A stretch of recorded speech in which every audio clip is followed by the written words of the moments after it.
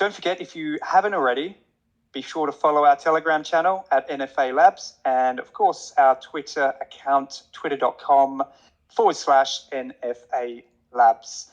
Some of you may know me already. My name is Reality Bites. We'll be joined today by Micah from no other than DYDX for a discussion around DAO or DAO and some best practices around this subject, to give everyone an insight how DAO works, and of course take some advice from some of the best in the game, and who better than, of course, our friend Micah.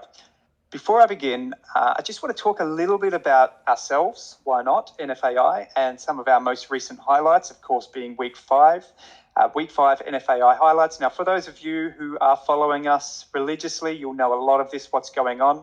However, we just had a Twitter Spaces Web3 think tank with Goxstein Media, which was really nice to have. It's a real honor to be on channels like this and to have people, of course, like DYDX joining us. So the profile of NFAi is certainly going absolutely ballistic. We had our first thread competition. Congratulations to all our winners. Of course, Athena live testing continues. We were listed on Gecko Terminal and #1 most visited section, importantly. Trending on CoinGecko in India, Indonesia, and the Philippines. And of course, which nobody missed, we hit an all-time high again in the last 24 hours, just shy of 19 million market cap. And if anyone's listened to the Your Pop YouTube video that was just released, as he said himself in his incredible review of NFAi Labs, this is surely just the beginning of what is to come. Now, don't forget, of course, the other highlight. We have released our latest Medium around 24 hours ago, which, if you haven't read it, why have you not read it? Make sure once the AMA is finished, not before, go and read that Medium. Read the Medium. There is some extremely exciting updates, and as you'll agree, this has really turned up the heat in NFAi Labs community and beyond. The secret's out, guys. If you haven't read it, go and read it.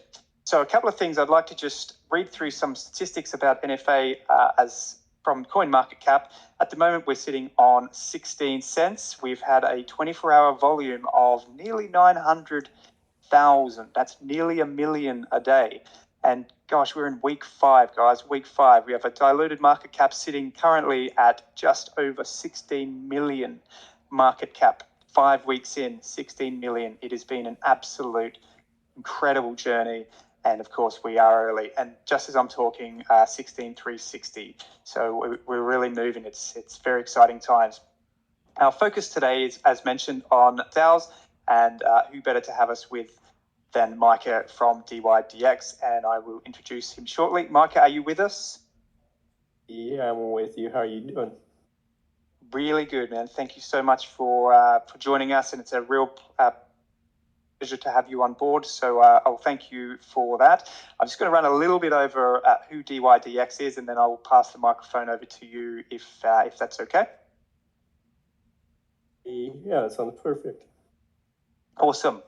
Just of beer, of course. So a quick introduction to DYDX. DYDX's vision is to build the world's biggest crypto exchange and accelerate the world's transition to decentralization, which of course aligns perfectly with NFAi. As you all know, in all of our live testing with DYDX, as NFAi are true believers in pure decentralization, and this is, of course, why DYDX has been an amazing fit for NFAi Labs. A marriage made in heaven, you could say. So a little bit of DX, their 24-hour volume, according to CoinMarketCap right now, is 152.5 million. I mean, we're talking to some seriously big boys here. These guys definitely know what they're doing. That's 152.5 million 24-hour volume. I hate to interject. If you actually go on the DYDX exchange website, it has a form. I'm on there right now, like actually. 1 million, so it's probably tenfold of what that is. Okay, nice. Yeah, I am on that one now. Let me just have a look there. So we've got 70%, I believe, up in the last 30 days, if I'm not mistaken.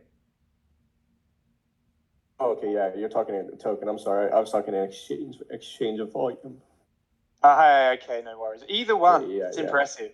It's super impressive. So, yes, indeed.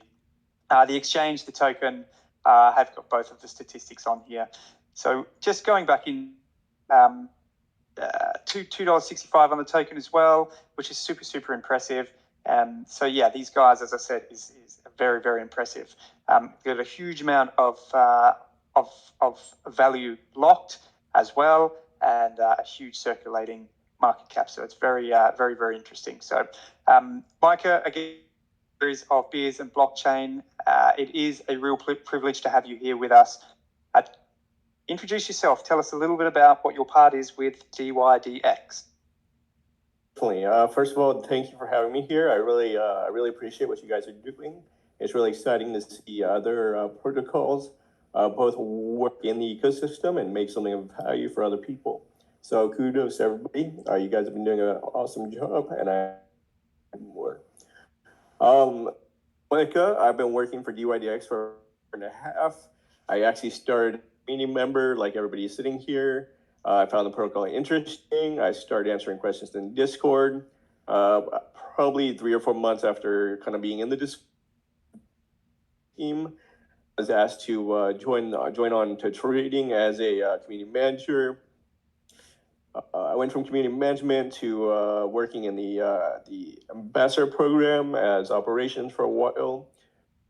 Then I got bumped up to admin, and I've been taking care of the Twitter content, newsletters, hosting podcasts, and helping on Discord, and then doing analytics reports for branding and kind of helping with.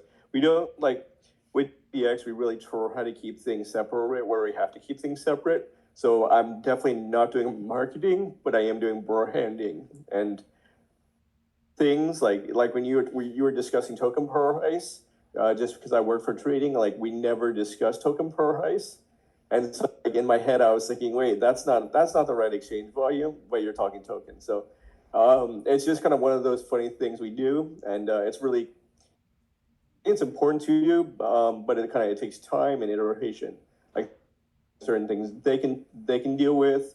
Trading has certain things they can deal with, and then of course for ambassadors, etc., have their own things. Been there for about a year and a half, and I managed a lot of the Discord, Twitter content, newsletter content. I produce brand reports discussing both Discord and Twitter. I help with I help with branding campaigns, and I occasionally come on to podcasts and talk with people and discuss the protocol and the ecosystem. Very busy man. Very busy man. And yes, I do apologize for that. Of course, it is trading. And just mention again what the trading volume is on today or the last 24 hours. No, I didn't look offhand, but usually it's around 1 billion, 1.2 billion in the downturn. We've had upwards of like 15 to, I think, maybe up to like 18 billion, maybe even more. But yeah, a pretty average trading volume for a 24-hour period, maybe up to like 2 billion. That's crazy. Absolutely crazy. Very impressive. Very nice. And today we're going to have a chat regarding some DAO, how your DAO works, some of the best practices, and some of the things you've found that works in that as well. So we'll be delving into that a little bit more, and some of the features, of course, that you've implemented yourselves. And so I just want to give the audience a little bit of an insight what a DAO is. Just so everybody understands what it is we're working on, because of course NFAi are building a DAO as one of their main utilities, of course, to access Athena and the decisions of that. So it's really nice to chat about that and just get everyone to understand exactly what it is that we are building here, as well as what you are successfully running. So if you're not sure, a DAO is a decentralized autonomous organization. Essentially, it's an organization that's run through rules encoded through the block, essentially. A key feature of a DAO is that it operates in a decentralized manner, which is, of course, very important, meaning it doesn't need to have a central authority or a control structure. So instead, it's made through its members, through a consensus from its members or holders, if you like, or robots in our instance, who have voting rights in proportion to their stake or contribution to the organization or to the NFAi in this instance. DAOs are generally used in cryptocurrency to manage funds, facilitate community governance, and those kinds of things. So they're a super important factor. They also have potential to be highly transparent, democratic, of course, and super efficient. So they can automate many processes that are traditionally managed by people. So we'll get a little bit more into that if we can. In relation to the DYDX DAO, the vision I was reading a little bit is the DAO is a combination of all the community programs and efforts that are and will continue to build towards our vision of complete decentralization. So Micah, just want to run through a few things with you, if I can. A couple of questions regarding your DAO and how it works, because of course it's very successful and it's nice to discuss the best practices when building DAO, if you don't mind. Yeah, there's a lot of things you need to consider when you're creating a DAO, but as you said, I think one of the biggest ones is decentralization. This can mean a lot of different things to different people. Some people see decentralization as a flat structure. If you have 100 tokens, you should have as much say as someone with, say, 1,000,000 tokens. Some people see decentralization as more of a hierarchical structure, where you keep some semblance of a corporate entity involved, not in the legal sense of having an actual corporate entity, but in the general sense of keeping sort of like professional high on board who have a long career doing a specific thing. They're probably going to do it within a DAO in a more efficient manner than getting 10 people to say, decide what that decision-making process could be. And this kind of deals with, and different people in different protocols have different opinions on this. In my opinion, I don't believe a completely full structure to protocol. Protocols need some degree of pedigree, and they need to have people on board who have significant voting share, who also experience to make cogent and reasoned decisions for the betterment of the protocol. Sometimes you can run afoul of these situations when you have kind of a woman who really wants their idea to be the de facto idea, and maybe they're really noisy but solution for the protocol. And so it's really important to consider the key people and key talent at the forefront of decision-making processes. And you make that the processes are made with professionalism and experience. That said, you also need to keep things really transparent and fair and open for people. So while you have people who are very skilled and pedigreed making cogent decisions for the protocol, it's done in a manner where everybody can see every step in every process. And this will allow people to have a general quorum or consensus and a voice in the decision-making process, but it doesn't really damage the more nuanced ability for the protocol to make smart commercial decision in the industry, because the DAO is a form of business, and the business needs to make cogent decision. So it's important to have a community that has clear understanding of the goals and missions of the DAO, while also retaining wizened counsel or professional pedigree when making decisions for the betterment of the DAO. And we think it's very important. We've been very intentional about communicating this vision with DYDX community members to kind of achieve a communal vision that helps everybody and allows everybody to have a voice, while trying to also encourage people who are usually not even just people, but usually they are entities like they're working groups, or they are different, but they're usually just a few people, have some sort of experience within the ecosystem and within DeFi itself. We usually see kind of come to the forefront, and at the time to kind of really facilitate the broad scope governance idea, we have onboarded maybe 6 or 7 community members who are given sizable token stake to make governance decisions as they see fit. And in these two things, we're trying to balance the needs of we're running a business in a professional manner with kind of the ideas of giving every voice a podium in the protocol, kind of say their piece and put their ideas out there. Now, we can't guarantee that every idea is a wonderful idea, but the protocol really tries to take into consideration the interests of every community member while keeping some degree of stewardship on hand. That's usually through these different working groups and different entities that are kind of sprinkled across DeFi, so that we have cogent people who are making decisions while also keeping an ear open to the voice of the people. Absolutely. I think you've hit the nail on the head. A few points, obviously, in there, in respect to trying to run a professional business, and as with so many investors or stakeholders, if you like, it's important to hear everybody's voice, and as you say, to give everybody some kind of opinion, because if it isn't, some are good, some are not, and some you may not have even. It's a nice way of doing it democratically and being sure that everybody, which is really nice, and it is certainly, you've proven that with a company of the size of DYDX that it works, and this is certainly a way of moving forward and keeping on top of change, because it's always nice to keep the ball rolling forward. Nobody wants to stay stagnant and stay still, and the DAO certainly gives everyone the opportunity to have their voice heard, and for the rest of the people to say, do you know what, that's a fantastic idea. Let's move forward with that based on the votes and things. So, no, I really appreciate that's a really good answer.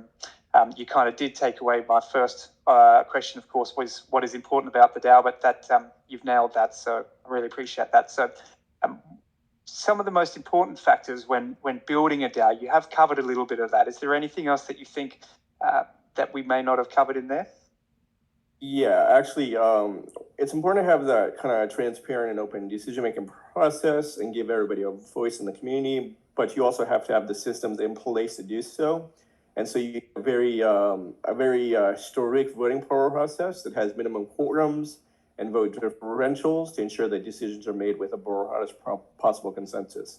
You don't want one person controlling a vote. You don't want a vote with only a small amount of votes in total to be the deciding vote because nobody decided to vote. Make sure that the votes have a consensus within the protocol that the majority of token holders, stakeholders, are okay with any specific decision and want to move forward. And so it's good to keep the interests of the whole community in hand. You don't want to allow some small group, say with a very minimal voting stake, to vote on something, and because nobody else might be voting on it at that time, you don't want that vote to proceed unless it has the backing of what you would consider a majority of the token holders, or maybe a plurality of the token holders. Important to have things like snapshot votes to get a clear idea of the protocol, the token holders, stakeholders, and it's also nice to have something like a temperature check, usually on forums, to see how people are going to respond to ideas before going forward to a snapshot and then taking it to an on-chain.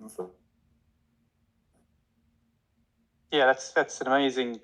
When you think about it in the real world, this is how everybody works. In Parliament, for instance, and everything.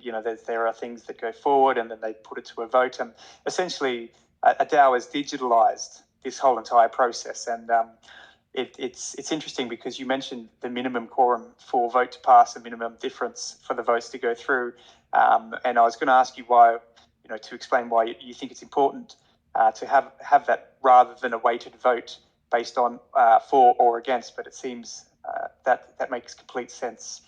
It essentially just it says to everybody, this isn't just 29 people saying yes and 27 people saying no. And so 27 people, of course, one or two votes could have did everything. Ultimately, it shows that it's definitely the decision based on minimum, and if it doesn't achieve that, then that go through for a decision. I understand exactly why you have that. I think we have a $2.5 million token minimum minimum amount of push of a vote. So ideally you really need to have a serious stake in the protocol. And keep in mind there are 1 billion tokens that are going to be emitted by the end of the emission period years from now. And so 2.5 million out of 1 billion tokens is not a huge amount, but when you consider it, it's a very significant stake. And so while right now we're seeing really a delicate dance between people who are from the community, have been given delegations and want their voices to be heard, understandably. And then groups that are, I'd say, maybe professionals who have been doing this for multiple cycles. They come from pressing, they come from working in the finance industry. And they have their kind of a mindset of trying to work with other community members, but they're also trying to bring their acumen and their skill sets to make decisions that are really good for the protocol. And that's the balance between kind of that full-fledged structure and having a very hierarchical structure. And it's really the delicate dance that any good governance process needs to go through to be successful. Absolutely. That's a very good explanation for that. And again, the people have to have a certain amount, which to have a stake in the decision, of course. So everybody has to have a voice, but by having a minimum is a good to ensure that the right people are speaking. Of course, if that's what you're relating to. Yeah, and people can always delegate to a specific person in the community, or they can delegate to professional delegate. We actually recently had a professional delegate group introduce themselves, so I'm pretty sure that they're going to get. I don't have any control over who delegates. They're a professional delegate for like 20 other major protocols. In my opinion, they're going to be a delegate in the protocol just because of their pedigree and their history. I would really like to see more groups like that really step up to the forefront. That government, it's a challenging process, and there's to just be fully candid, there's so many politics that go on in the back channels of any sort of decision. It goes from community members who really just kind of hopped in and they have their own opinion to major stakeholders, different people in the protocol who have an opinion, especially really tries to stay out of it. So really try to step into any sort of governance situations. But the foundation sometimes maybe has an idea of what they would see, or the grants team has an opinion on something they want to work on, or they want to see push forward for the protocol. So you have all these different groups that are really trying to, functionally in the end, everybody's trying to make the protocol as good as it can be, make it a wonderful protocol for everybody to use, make it successful. Nitty-gritty of that you really the kind of the politics and the conflict.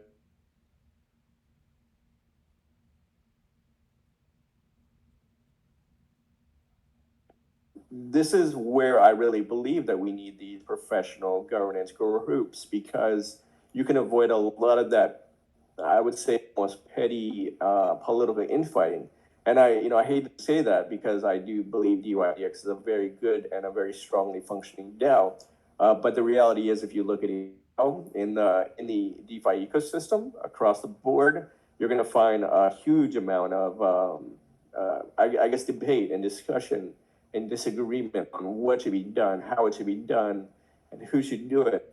And so by introducing these more professional DAO voters, I believe that we can kind of remove some low-level kind of petty infighting and really just kind of get down to the realities of what needs to be done to push the protocol forward. Because at the end of the day, it doesn't matter. It's not about any one person or any one group. It's about what's best for the protocol to make it successful. And that's really why I want to see those things happen. Sure. You just touched on the 4 different programs. I noticed that you have got 4 different programs within your DAO, including the trading, the DYDX Ambassador Program, the DYDX Foundation, and DYDX Grants Program. So this is what you're talking about when you're saying there are different sectors. Can you share with us why you decided to go with a 4-part DAO and what benefit it might have? You just said as well that rather than having everybody on one, what benefit this has for the holders, and if you feel, and also if you feel this is the best approach when building a DAO, because you did also mention there are quite a few out there that don't have this system in place. So explain to me a little bit about the 4 sectors. Absolutely.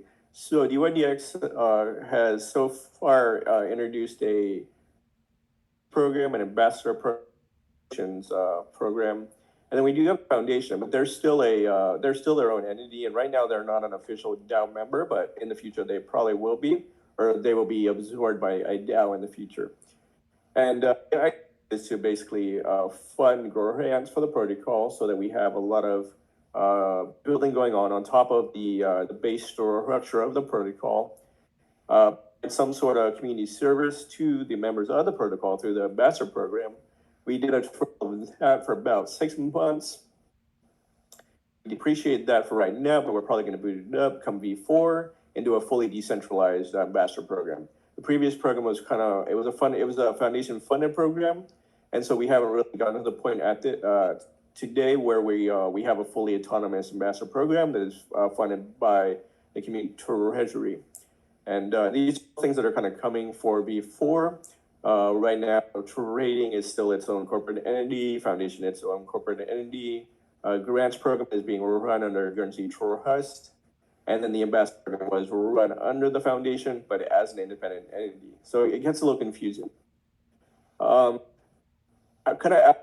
We want to have a dedicated program within the DAO so that the trading group can function and really continue to produce high quality software code for the betterment of the protocol going forward into V4 and onwards into the future.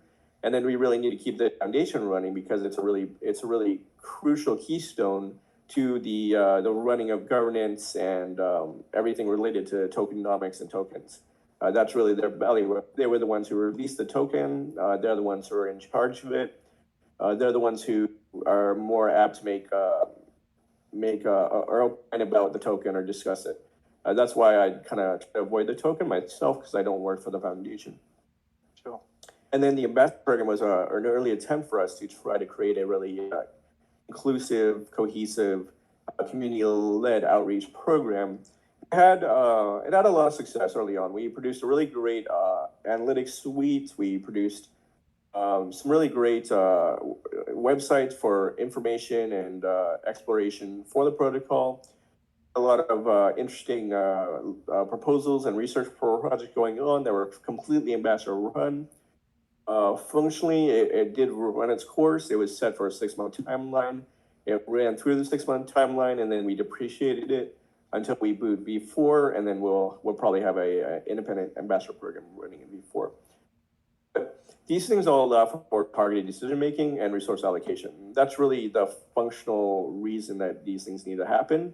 In the near term and the long term, you're asking why have different programs? Why have different people in different programs? Functionally, different skill sets, and you're going to find that in this community. People who decide to step up in your community, there's probably someone here today who in the future is going to be doing something that is critical impact to your protocol in the future.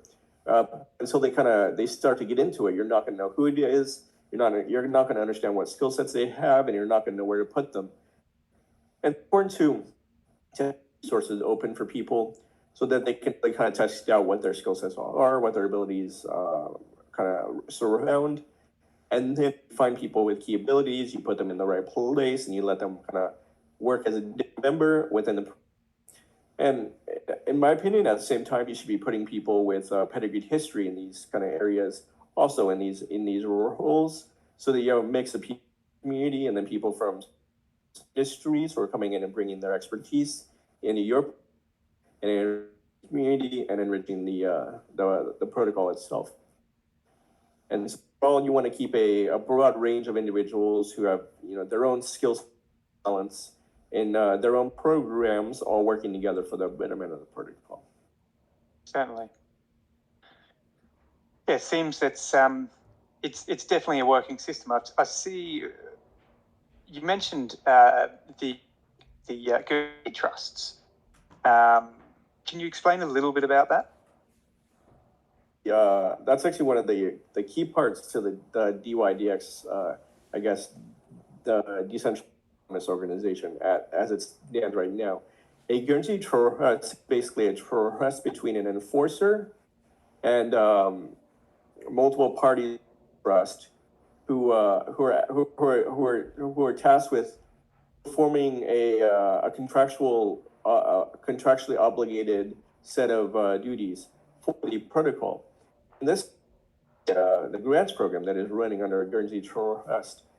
So you have an enforcer and trustees who work in concert, not as a corporation per se, but as independent entities in a decentralized autonomous organization. And through this kind of auspice, they can help dole out funds from the community treasury in different programs, and they can grant different grantees allotments to pursue research, development, education, etc. We booted a DYDX Academy. It's a pretty neat little program. And this was wholly funded ranch program. Now going forward, something like that should be turned into its own kind of community keystone, and they should try to create their own corporation, their own trust, what have you. But for the meantime, as it is, we have them working under the Go Ranch program. And as everybody decides to kind of level up the ambassador program, I'm hoping to see people get the on board that's necessary to help everybody turn that into a hopefully trust or a corporation or some other type of entity. It's really up to the people involved. But functioning a Guernsey trust, in my opinion, the best way to fully a group of people who need to work together and legally control some part of the protocol. It's far superior to other choices that one might make. I think the mistake people early on do, and many they just kind of get together and they say, okay, we're a DAO because we're sharing a multi-sig or what have you. But functionally and legally, that's not really a DAO, even though it could be considered a DAO in the bad way. They say there's some sort of legal repercussion there, because you share a multi-sig, they're going to consider you to be a DAO. But for the good things, like kind of doing things properly, do Guernsey trust, in my opinion. Okay, so in relation to, I want to ask you something which is a little bit off what we've been discussing.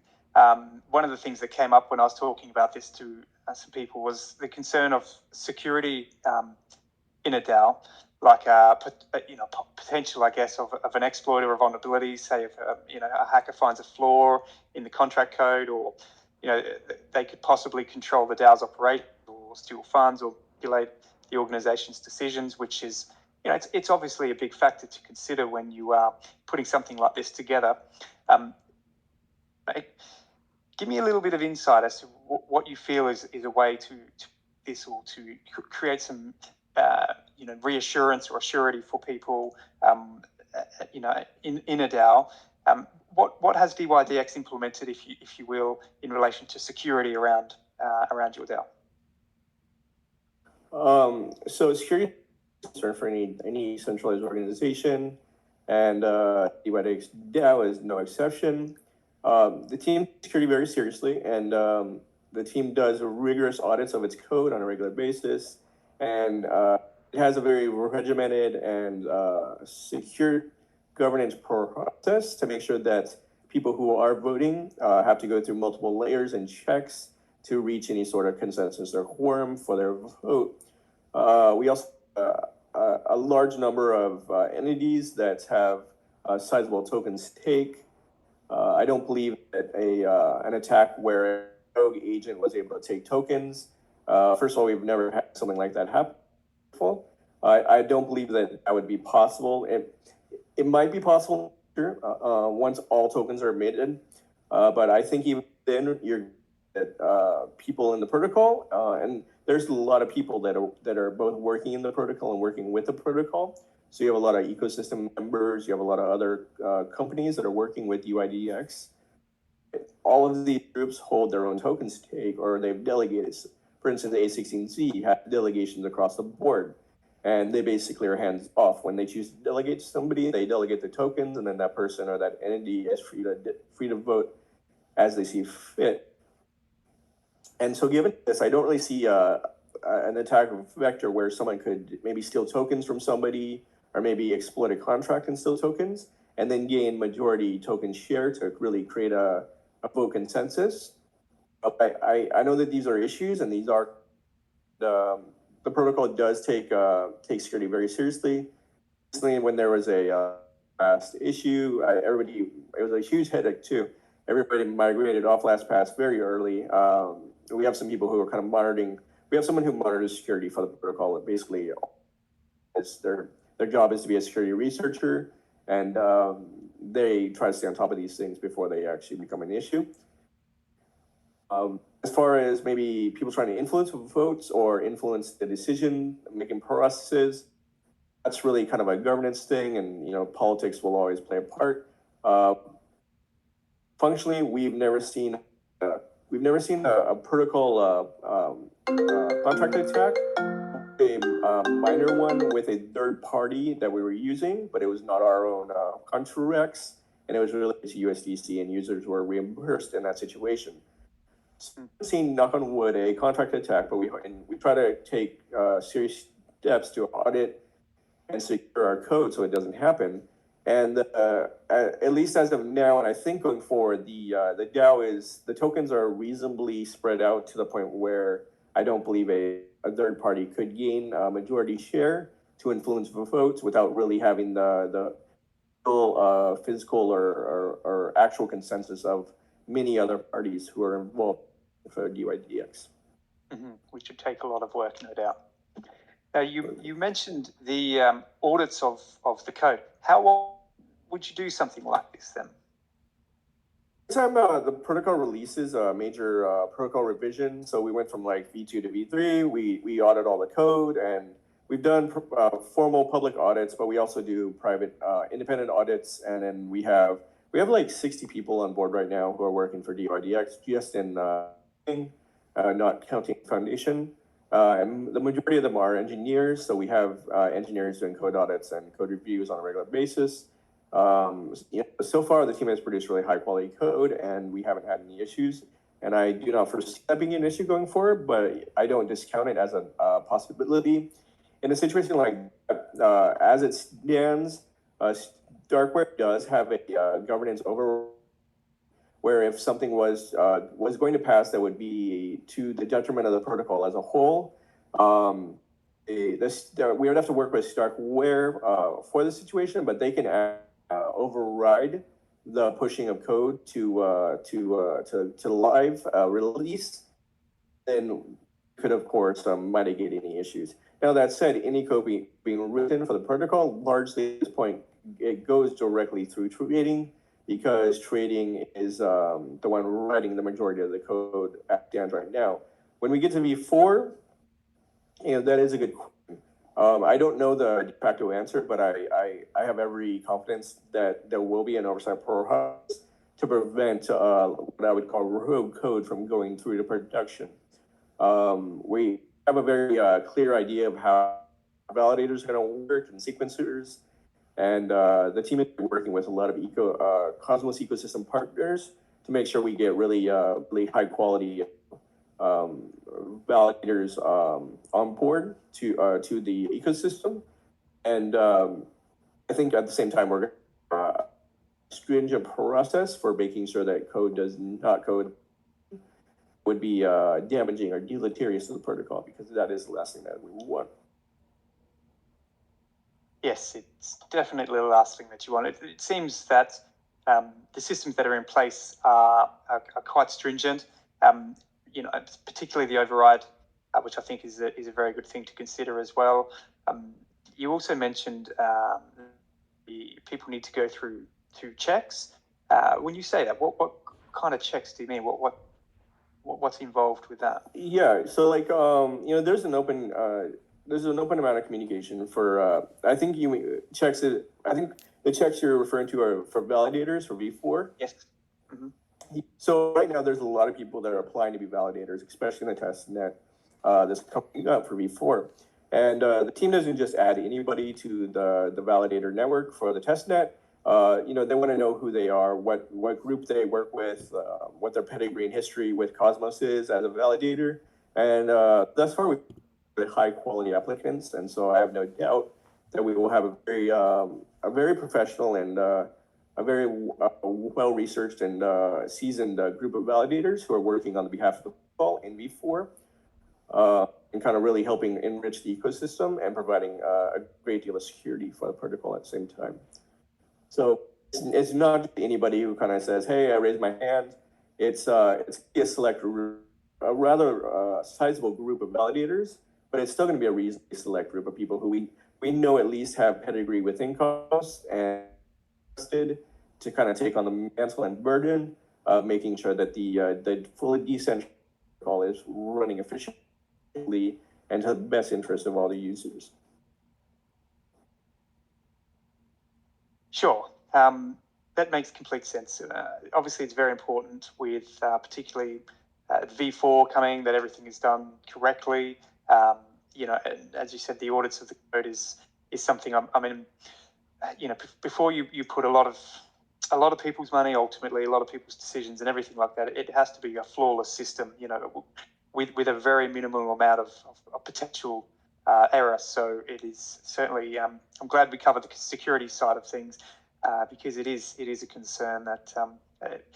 In fact, it's when I talk to people about this is one of the main things, because of course, particularly nowadays with the hacks and the all these things that's going on, it's certainly nice to put a little bit of trust and a little bit of reassurance to everybody when you are putting something like this together, because it's a serious thing that we're dealing with here. So I thank you very much for that answer. I was kind of hoping to delve a little bit, if you don't mind, into your staking platform and just how with DYDX. Can you run a summary for me of that, or can you give me a little bit of information on how that works? Full disclosure, the staking platform was a feature that was available to users in the protocol in the past, but it has been since depreciated in favor of other initiatives that are not staking related. At its core, it allowed users to earn rewards in the form of DYDX for locking up tokens in a smart contract or USD for a set period of time. Tokens were staked, the more rewards people would accrue over time, and then they could cash out the rewards whenever they chose to. Given, I guess, maybe the turbulent markets, the community ultimately to move away from staking in the near term in order to focus on other initiatives that the stakeholders felt were more aligned with the overall goals of the protocol. Mm-hmm. These kind of include things that are within the auspice of the governance program, the community treasury, which has been driving a lot of the early community growth, especially in the last months, as well as other efforts that are ongoing to improve the governance program more accessible to the community. And so while I think I really felt like it was an interesting feature, and everybody loves staking, getting some tokens off. Like staking in the sense that they get more tokens by just letting their tokens sit there. I believe that the market turbulence it wasn't the best use of the resources, and there are probably more impactful ways for the protocol to engage the community and incentivize participation in the protocol. And given all of that, the vote was made to discontinue the staking platform and to focus on other initiatives for now. But I believe users are very adamant that other things are going to have meaningful impact on the success of DYDX over staking. And so while nobody wanted to see staking disappear, I think the majority of people did agree that in this case, there could be more useful things done as we move into active development for V4. Sure. Yes, because I see on the dashboard it is one of the first things that comes up on there. So it's obviously the UI is still available on there. So it's UI is available basically until we kind of we do sunset features, but we keep them available for people to withdraw or remove funds kind of in perpetuity. Of course. Okay, amazing. Thank you for covering that for me. So it's most of which that I wanted to speak to you in relation to best practice. We've run over why it's important to build a DAO. Some of the most important factors, of course, to be transparent and open and very strict and stringent with the processes. I guess you've covered what makes DYDX DAO different. Essentially the kind of programs that you have in place in relation to the different, the grants program and foundation and things. Really an interesting approach, and it's certainly a good way of breaking that up in our system. We also, one thing I want to have a look at, which we have touched on briefly, is the governance process and the flow of inception and definition of the concept through to actual implementation, which you, DYDX, refer to as DIP, improvement proposal. So how important is it to have such a stringent process and how found this to work today? I think that the more serious, the more you take your DAO or the more serious you take your protocol, the more stringent of a process you want for people who are going to submit improvement proposals to that protocol.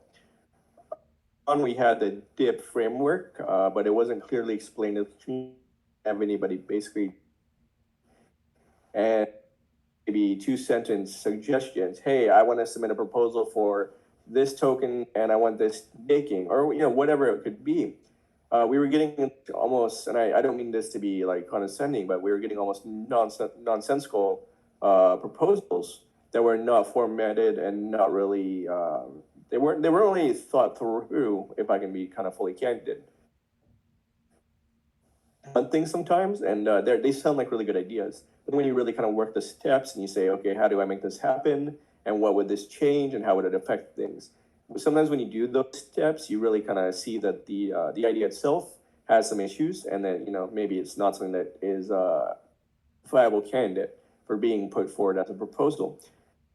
The DYDX improvement proposal important to really kind of weed out these low quality submissions and really help retain and even highlight the high quality submissions, because it takes a good degree of time and effort to a high quality proposal.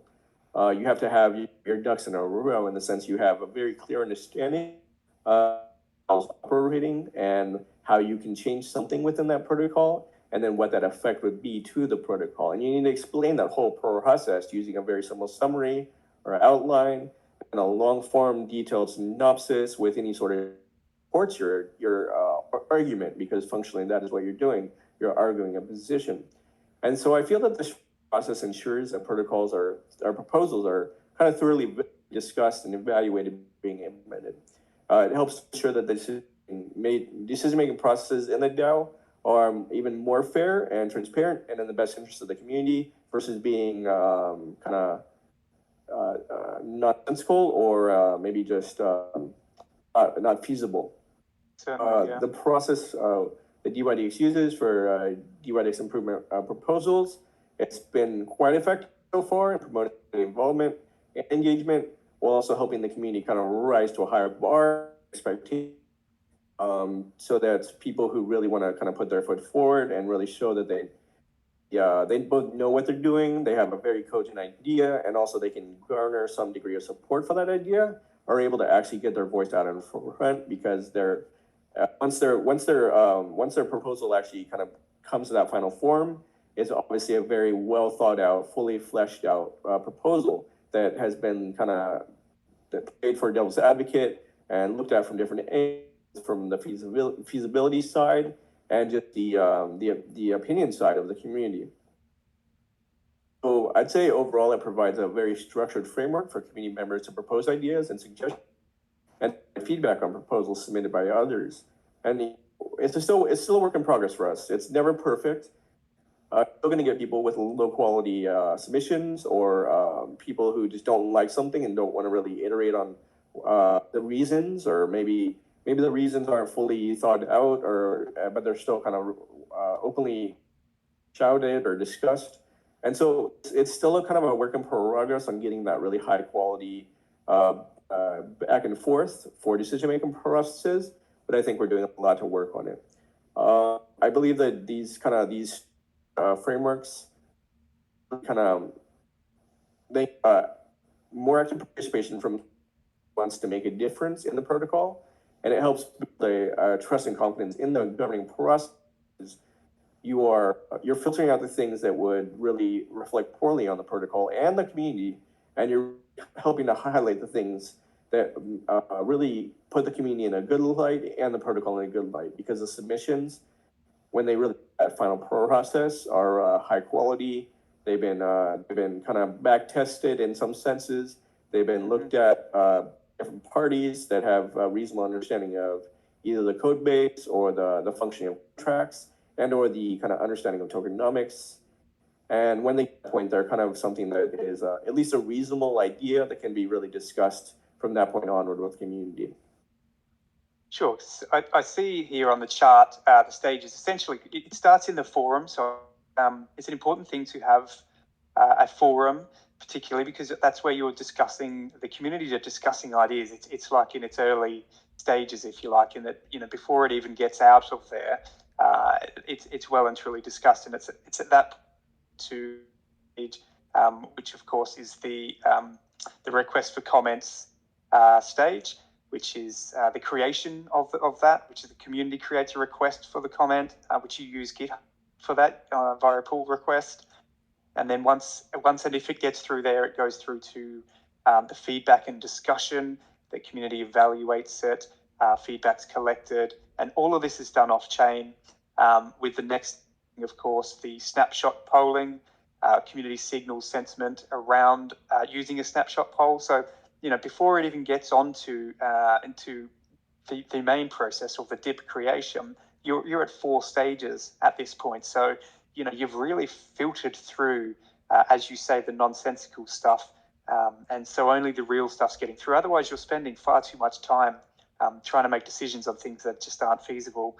And then, of course, then it goes through the next 2 steps, which is on essentially where the community submits an improvement proposal, and then it goes finally to the DIP voting process, which is absolutely, yeah. Add a little bit of color, even to get to that first step where you're basically proposing a temperature check. Ideally, people are using a set outline that really explains in detail what they're discussing. If you don't do that, we've found that historically you get really low quality temperature checks. Hey, I want to see this token on the exchange. How do I make it happen? That's supposed to be a temperature check. And you might get a reasonable amount of interest in that. But the people who are kind of pursuing these things have the kind of like education. College doesn't really, it's not so much what you learn in college that is important. It's the idea that you actually can go through 4 years of school and complete it, and you can put the. And so I guess doing the outline for the initial temperature check and making sure that you have it formatted correctly in a long form medium with a summary and kind of an intro and kind of any data that's necessary for people to make a cogent decision, it helps to prove to people that you're willing to compile and you will actually kind of see it through. And in the end, you're mentioning the snapshot vote and then the on-chain vote. In the case of DYDX, there's a 2.5 million token minimum threshold to start an on-chain vote. Not everything needs an on-chain vote. Anything that's going to affect requires an on-chain vote. Some things that do not require, do not affect contracts, can be done with the snapshot vote only. But even a snapshot vote needs 10,000 DYDX for people to propose something. And so there are multiple kind of extra steps in that whole process that, it's not a perfect system, but functionally it helps to kind of weed out a lot of the low quality submissions and have put to the forefront a lot of the high quality submissions. And I think that doing something similarly for NFAi would be really useful. I think you would definitely need a forum. You should have an outline for your proposals. You should have a snapshot, I guess, forum also where people can make on-chain snapshot votes with some set minimum amount of tokens they need to hold to actually make that snapshot. You should have an on vote for things that are going to affect contracts and anything else that you decide is time critical and very core to the protocol that can really affect things deeply. You want to have some higher threat for people to actually get to that point. You don't want people with, say, 100 tokens, 1,000 tokens to be deciding core contract changes. Now, if maybe 100 people with 1,000 tokens get together, maybe that's a little different. Maybe something like that is more reasonable. But you want to kind of meter it correctly, and you want to encourage people to openly discuss these things on the forums. And I guarantee you, people are going to have ideas for everything. So it is what it is. It is what it is, of course. Absolutely. Listen, I just want to, thank you for going through all of that. I mean, we've covered pretty much everything I had to cover. What I'm going to do is open the floor, see if we have any questions, if you don't mind, and just see if anyone from the community. I'm just going to open the chat and see if we have any in here. No, not as yet. Okay, so we may not get a question. I mean, we've covered everything quite well, but if anyone does have anything, I'm going to open the floor to anybody. If you want to just stick your hand up, and then I can open the mic. Otherwise, we will up. We've on the hour, probably enough for most people's attention spans, and I think we've covered a lot. It's been absolutely awesome. So, anyone got any questions? Please feel free to stick your hand up. We have Micah from DYDX who can answer, by the sounds of it, pretty much anything, which is super impressive, of course. And a lot of this is just straight off the top of your head. So you're a very impressive man. I really respect chat to us about this, and giving us the time of day to summarize how to do this properly, because we take a lot of influence from DYDX and how things are done, because it's a very professional outfit, and obviously run and controlled by people like yourself. That certainly a testament to the success of DYDX. Sorry to interrupt. I want to add that I did start, when I started working for DYDX, I was a community member, just like everybody's kind of sitting here listening to this. I was in a position as they are, and then I guess maybe I stood out by answering a lot of questions, or I had maybe a detailed understanding of the protocol, whatever it may be. I was really kind of humbled, actually, and very flattered to be tapped on the shoulder by some of the core team members to actually kind of contribute more deeply. And so I want to say that, whatever about me being very knowledgeable about protocol, I feel the same way about the core team members, and especially the trading team and foundation, regular basis, to see the depth of acumen and understanding and thoughtfulness, and really just kind of work ethic that they put in on a regular basis to really make things happen in the kind of behind the scenes. And so while there are politics, because you have that in every protocol, while there are different groups that are kind of trying to push their agendas forward, because everybody has an idea. Functionally, I'm really proud of what DYDX is doing, and I think the team is wonderful. I don't say this because I work for them. I'm saying this because I've been in the protocol long enough to see how they operate, and it's been a wonderful journey and experience to kind of go from point A to point wherever I am. And I look forward to trying to continue onward. And it's been a pleasure also talking to you guys, because I was talking with you in the kind of in the DMs and in the background. You have quite a great deal of pedigree that you haven't maybe fully discussed publicly, and I'm sure one day you will. So I'm really excited to see where you're with what you're building, and I know that you've had a lot of success so far, and it's great to see ecosystem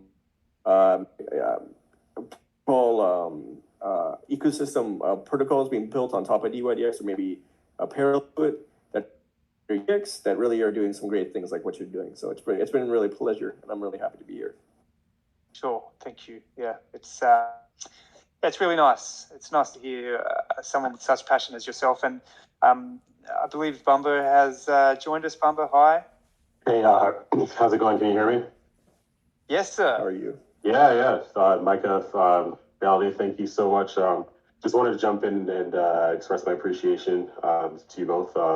Given that you're a very, very busy guy, taking the time to talk to a small project like ourselves. We admire the DAO side, especially on the DYDX project, and we thought it would be good for the community. If you notice, I haven't been saying anything. I'm not trying to influence discussions. I want people to take the stuff that you've said back, think on their own as we kind of push out our framework for the DAO. We like to have our community check us. It's part of that check and balance process. And thank you so much for helping. Stimulate some intelligent conversation that I'm sure we're going to have later on. And Reality, of course, thank you as always for what you do and for representing the community in the way that you have. And this was a very, very in-depth discussion. I've been taking notes frantically. So I'll step off now, but you just wanted to say that. Absolutely. It was really a pleasure to go over and previous guest, and it was a real pleasure listening to you describe NFAi, and I probably wouldn't have done this if I didn't think that you guys were. If I thought you weren't doing something that was great, I wouldn't think that you guys are doing something that's pretty awesome, and I'm really excited to see what you do in the future, because you guys are a team, and you're trying to kind of make a real difference in the landscape and produce some new. Maybe a new DApp that is going to be quite performant for a lot of people. So that's really, really neat to see. And I really like the hands-on approach you take with your community.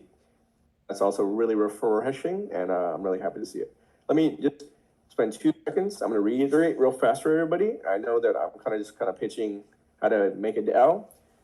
It's really important for you guys to consider the temperature check, because you're going to get a lot of low-quality submissions. Make sure you have an outline for the temperature check. And then you can kind of a forum vote for what you think should be happening. And then make your minimums for any sort of snapshot, and make sure you have a higher minimum for any sort of on-chain vote outside of a snapshot. You probably don't want to have an on-chain vote for everything. You don't want to have an on-chain vote for things like, say, changing a branding element, or changing maybe deciding a tweet of the week from the community. You don't want to have an on-chain vote for that, but a snapshot vote might be a good idea. But if you're going to interact, you want to definitely have an on-chain vote. You decentralize the token stake. I know that you guys released, and a lot of people have token stake. It's very decentralized. But at the same time, if you have token stake and you don't feel like be really honest with yourself. Make sure that you know what you're choosing to push forward. And if you don't feel confident in your decision-making processes, and it's totally okay. It's completely understandable to say, hey, I don't know where this should go. I don't know what this governance thing should do. Make sure you delegate to somebody or a professional entity that has some history, some pedigree in doing these type of things. If you get someone on board who basically votes for 20 other protocols and they have a whole team doing this, they're probably going to make a reasonably sound decision, whatever it is, to help push your protocol forward. If you delegate to someone who only wants a specific thing, or is trying to, has their own personal interest ahead of the protocol, you could actually end up damaging the protocol. So it's really important to delegate to people or groups that you really feel are gonna help the protocol. Kind of go forward with that mindset. If you can really add value. If you aren't quite sure what to add, maybe try to find somebody who can add value, and then keep looking for your own piece and kind of where you can fit and what you can add. And those are the things that I'd really kind of give to you outside of everything else. Amazing. Very well summarized, and I'm sure Bumba has got all of that written down. And of course, we will listen back to this as well. Micah, you're amazing. You're an absolute joy to have online. And again, as in echo Bumba, thank you for taking the time out of your day to spend with us and to run through that. And I really respect the fact that you have come on here based on what the team has been doing, because of course that is it's a really amazing project, NFAi, and it's really nice to work with DYDX and yourself. So thank you very much again. I don't see any other questions in the room, so Micah, I'd like to say thank you. Again, it's been a pleasure, and we certainly look forward to speaking to you again in the imminent future. Thank you for your time, and keep producing an awesome protocol, and I'll keep checking in and seeing how you guys are doing. Amazing. Thank you so much. And guys, again, don't forget to join the DYDX Discord server. Anything that you want, obviously, it's all there. Certainly, and of course, the Twitter for NFAi Labs, and of course, our Telegram account as well. So I'm going to wind it up. It is 24th of February, and we've been discussing DYDX DAO and best practices. And I just want to thank you, everybody, for listening, everybody for attending, and for the amazing feedback from Micah and from everyone else. So winding down, thank you all. Have a fantastic morning, afternoon, and day, and we will catch up with you very, very soon. Thanks again, Micah. Thank you.